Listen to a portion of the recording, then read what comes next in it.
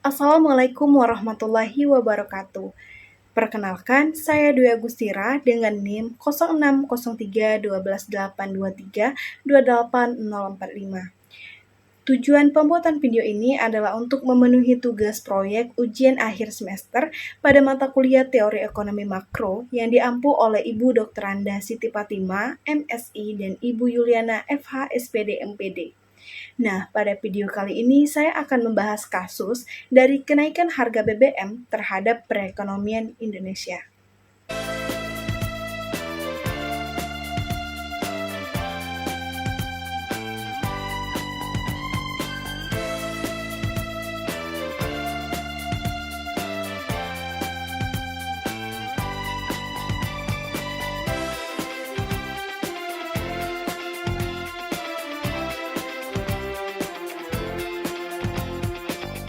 Pemerintah Indonesia beberapa kali menaikkan harga BBM bersubsidi sebagai respon terhadap lonjakan harga minyak dunia dan beban subsidi yang membengkak.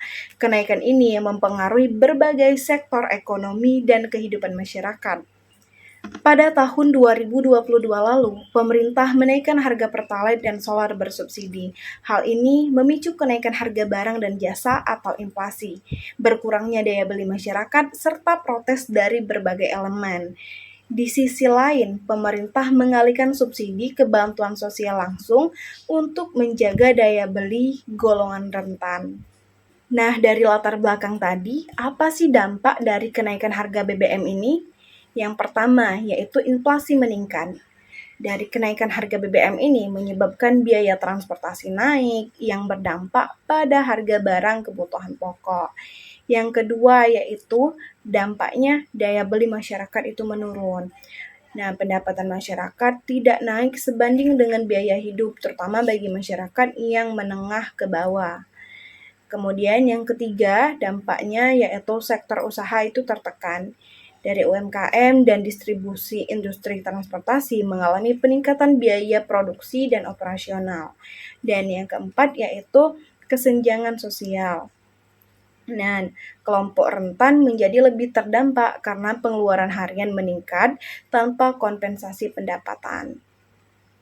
Nah, kemudian apa sih upaya pemerintah dalam menjaga perekonomian Indonesia?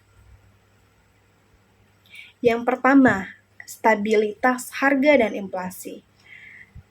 Seperti mengendalikan harga kebutuhan pokok melalui operasi pasar dan subsidi pangan. Dan seperti yang lainnya juga, menjaga kestabilan inflasi dengan koordinasi kebijakan fiskal dan moneter atau kerjasama Bank Indonesia dan Kementerian Keuangan. Yang kedua, yaitu pemerintah bisa memberikan bantuan sosial.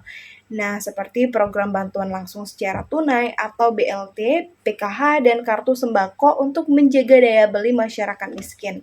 Dan seperti subsidi energi dan transportasi untuk kelompok rentan juga. Yang ketiga, yaitu pemerintah dapat mendorong sektor UMKM seperti kredit usaha rakyat dengan bunga rendah dan pelatihan digitalisasi dan pemasaran untuk UMKM serta memudahkan perizinan dan insentif pajak untuk masyarakat. Dan upaya yang keempat yaitu investasi dan infrastruktur. Pemerintah dapat membangun jalan, pelabuhan, bandara, dan kawasan industri untuk memperlancar distribusi, menarik investasi, serta mendorong investasi asing dan domestik dengan reformasi regulasi atau Undang-Undang Cipta Kerja.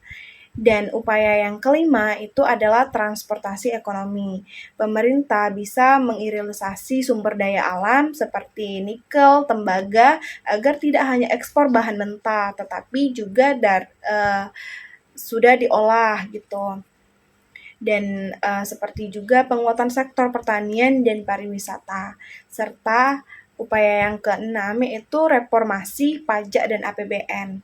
Pemerintah dapat meningkatkan rasio pajak dan memperbaiki penerimaan negara dan APBN yang responsif dan fleksibel dalam menghadapi krisis.